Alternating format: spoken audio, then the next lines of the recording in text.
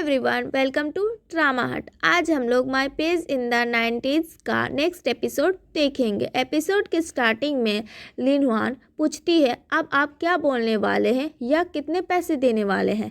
Hamming के पापा बोलते हैं, मैंने तुम जैसी स्ट्रेट फॉरवर्ड लड़की पहले कभी नहीं देखी। ओह, तो तुम पैसे के लिए ही पीछे आ रही थी। तुम्हें कितना चाहिए। फिर लिन ह्वान बोलती है, इस सिटी में मुझे भी तो जीना है, उसके लिए मुझे भी तो कुछ करना पड़ेगा ना। हैमिंग के पापा लिन ह्वान को पैसे दे देते हैं और कहते हैं, इसे रखो और आज के बाद मेरे पास मत आना, अपना काम देखो और मेरे बेटे से दूर हो जाओ, समझ आया। लिन ह्वान थैंक्स बोलकर पैसे लेकर वहाँ से निकल जाती है। इधर हैमिंग का असिस्टेंट उसे बताता है, आपके पापा की कार में बैठने के बाद जब लिन ह्वान उतरी तो वो बहुत खुश थी और उसके हाथ में एक कवर था। पहले आपको लगता था कि लिन ह्वान स्पेशल है, पर अब पता चल गया कि वो भी एक गोल्ड डिगर है जो पैसे की लालची है। अब आप क्या करेंगे। हैमिंग कहता है, मुझे जो चाहिए वो मैं उससे लेकर रहूँगा बस। असिस्टेंट फिर पूछता है, आपके पापा ने वांगजू के साथ आपकी एक डेट फिक्स की है, क्या आप जाएंगे। हैमिंग कहता, हाँ ज़रूर जाऊँगा। इधर लिन ह्वान सीधा उस जगह जाती है जहाँ फाइटर जेट मॉडल्स बनते हैं। शॉपकीपर पूछता है, मैडम पिछली बार आपने हंगामा किया था, अब फिर क्यों आई हैं। लिन ह्वान कहती है, मुझे फाइटर जेट बनाने के लिए एक बंदे की हेल्प चाहिए। दूसरी तरफ हैमिंग और वांगजू डिनर डेट पर गए हैं। वांगजू कहती, आप ही ऑर्डर कीजिए, मुझे कोई प्रॉब्लम नहीं है। हैमिंग कुछ स्पेशल ऑर्डर करता है। डिनर के बाद जब वांगजू नीचे आती है, वहाँ हैमिंग का असिस्टेंट खड़ा होता है। वांगजू उसे धमकाती है, ये बता उस लिन ह्वान और हैमिंग के बीच क्या चक्कर है, बोलोगे या नहीं। असिस्टेंट डरने का नाटक करता है और कहता है, मैम ज़रा पास आइए, और उसके कान में कुछ कह देता है। वांगजू वहाँ से चली जाती है। तभी असिस्टेंट हैमिंग को फ़ोन करता है और कहता है, सर आपने जो बोलने को कहा था मैंने वही बोल दिया। हैमिंग कहता, ओके बाकी मैं देख लूँगा, तुम ऊपर आओ। इधर हैमिंग उस फाइटर जेट वाली जगह पर जाकर एक नया सेटअप क्रिएट करता है। अगले दिन वही फाइटर जेट लिन ह्वान के पास होता है और हैमिंग वहां आ जाता है। हैमिंग कहता है, ये फाइटर जेट मैंने बनाया है, तुमने बनाया हो ऐसा हो ही नहीं सकता। लिन ह्वान चिढ़कर बोलती, क्यों, आपको लगता है कि ये बनाना जितना दिमाग मुझ में नहीं है, इससे मैंने ही बनाया है। और वैसे भी इसका कलर कितना बोरिंग है ना, मैं नेल पॉलिश लेकर आई हूँ, बताओ कौन सा कलर इस पर सूट करेगा। जैसे ही वो नेल पॉलिश लगाने जाती है, हैमिंग उसका हाथ पकड़ लेता है। किसी की मेहनत को ऐसी आसानी से स्पॉइल नहीं करना चाहिए, ये गलत है। लिन ह्वान पूछती है, अच्छा जैसे आपने मेरा प्रपोजल यूज कर लिया वैसे। हैमिंग थोड़ा रुक कर कहता, एक मिनट वेट करो, तुम मेरे पास प्रपोजल लेकर किस टाइम आई थी और मैंने ये प्रपोजल ऑर्गेनाइज करके कब सेंड किया था। तुम्हारे आने से पहले ही मैं सेम प्रपोजल भेज चुका था, इस ईमेल का टाइम देख लो। अब तो समझ आया, हम दोनों के आइडियाज़ बस एक जैसे थे। मैंने तुम्हारा आइडिया कॉपी नहीं किया, ये मेरा अपना आइडिया था। बहुत दिनों से मिसअंडरस्टैंडिंग चल रही थी, वही एक्सप्लेन करने आया हूँ। लिन ह्वान शॉक होकर देखती है, ओ ऐसा है क्या, सच में। फिर वो बोलती है, तो ये बात पहले ही बोल देनी चाहिए थी ना। हैमिंग पूछता है, क्या हम थोड़ा बाहर चल सकते हैं। लिन ह्वान पूछती है, कहाँ, बिजनेस की बात करने या कोई पर्सनल डेट।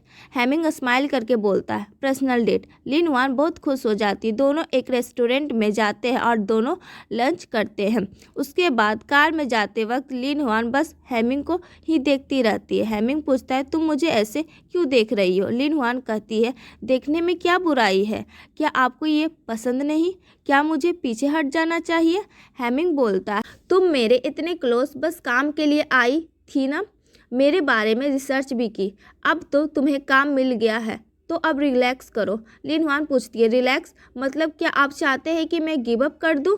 हैमिंग कहता है, इसका जवाब अगली बार मिलने पर दूंगा। लिन ह्वान शर्माने लगती, उसे लगता है दोनों काफ़ी क्लोज आ गए हैं। जब हैमिंग उसे ड्रॉप करके निकलता है तो देखता है कि लिन ह्वान के घर की चाबी कार सीट पर ही छूट गई है। हैमिंग सोचता है, क्या प्लान बनाया है इसने, जानबूझकर चाबी छोड़ गई। हैमिंग लिनहुआन को कांटेक्ट करके एक स्ट्रीट स्टाइल फूड के जगह पहुंचता है जहां वो खाना खा रही होती है। ये लो तुम्हारी चाबी। सॉरी, मैं थोड़ी केयरलेस हो गई थी, लिनहुआन बोलती है। हैमिंग कहता है तुम केयरलेस कभी नहीं, और वैसे भी तुम तो दोस्त के साथ रहती हो, तुम्हें घर की चाबी की क्या ज़रूरत, लिनहुआन पूछती है। फिर भी आप देने क्यों आए? हैमिंग बोलता है इतना बड़ा प्लान करके एक्सिक्यूट किया है तुमने, तो मुझे भी तो साथ देना चाहिए ना। हैमिंग का खाना आता है पर वो खुद पहले नहीं खाता। बहुत अच्छा है, खाओ, कहकर वो लिनहुआन को अपने हाथ से खिलाने लगता है। लिनहुआन शॉक हो जाती है कि ये क्या हो रहा है। हैमिंग बड़े प्यार से उसका मुंह भी साफ करता है। लिनहुआन मन में सोचती है, लगता है काम बन गया है। अब तक तो अफेक्शन रेट 50% से क्रॉस हो गया होगा। हैमिंग उसके पास बैठकर बोलता है मैं जवाब देने आया हूँ, गिव अप मत करना। लिनहुआन पूछती है पर आपने तो कहा था अगली बार बताएंगे। हैमिंग पास आकर बोलता है तो ये अगली बार ही तो है ना। तभी कोई उनकी फ़ोटो खींच रहा होता है। हैमिंग ये सब जानबूझकर कर रहा होता है। घर लौटते वक्त असिस्टेंट कहता है सर, आज आपके फेस पर जो एक्सप्रेशन है वो एक्टिंग नहीं लग रही, लगता है आप सच में कुछ जीत गए हैं। हैमिंग उसे भगा देता है, तू अभी तक यहाँ है, चल घर जा। जब हैमिंग घर के अंदर जाता है वहाँ उसके पापा बैठे होते हैं। ओ, तो तुम्हें घर आने का ख्याल आया, तुमने जो ये प्लान बनाया है वो मुझे पसंद नहीं आया, पापा बोलते हैं। हैमिंग कहता है पापा ये एक अच्छा रास्ता है, इससे हमारी कंपनी का सारा बदनामी ख़त्म हो जाएगा, आप समझ क्यों नहीं रहे। हैमिंग के पापा बोलते हैं कंपनी को डेवलप करने का एक इजी रास्ता सामने है, पर तुम फालतू रास्ता फॉलो कर रहे हो। हैमिंग पलटकर कहता है इजी रास्ता, वांगजू से शादी करना? पापा वो कोई इजी रास्ता नहीं है, बल्कि वो सबसे लंबा और मुश्किल रास्ता है। पापा गुस्से में बोलते हैं ये बेवकूफ़ जैसी बातें मत करो, इस पागल लड़की के साथ घूमना बंद करो, उसे छोड़ो और वांगजू से शादी करने की तैयारी करो। इतना कहकर वो वहाँ से चले जाते हैं। फिर हैमिंग की मॉम उसे बुलाती है और कहती है बेटा, जब तू छोटा था तब से ही मेरे और तेरे पापा के बीच का प्यार ख़त्म हो गया था, तुमने हमारी लड़ाई देखकर ही बड़े हुए हो। मैं बस इतना चाहती हूँ कि तुम मेरे जैसा मत बनो, अपनी पसंद की ज़िंदगी चुनो और खुश रहो, तुम्हें जो सही लगे वही करो। हैमिंग कहता है ठीक है माँ। हैमिंग तुरंत अपने असिस्टेंट को फ़ोन करता है और कहता है कल लिनहुआन के साथ एक डेट अरेंज करो। अगले दिन लिनहुआन और हैमिंग एक सुंदर जगह पर डेट पर जाते हैं। लिनहुआन वहाँ आर्चरी ट्राई करती है पर उससे ठीक से हो नहीं रहा होता। हैमिंग उसका हाथ पकड़कर उसे सिखाने लगता है। दोनों फिर वहाँ से आगे बढ़ते हैं।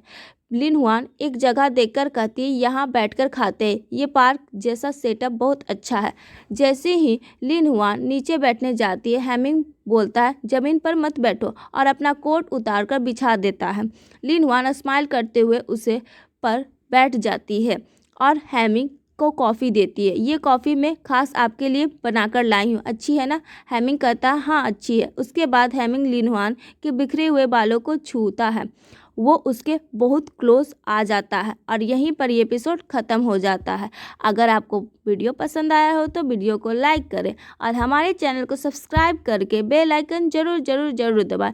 मिलते हैं अगले वीडियो में, तब तक के लिए बाय।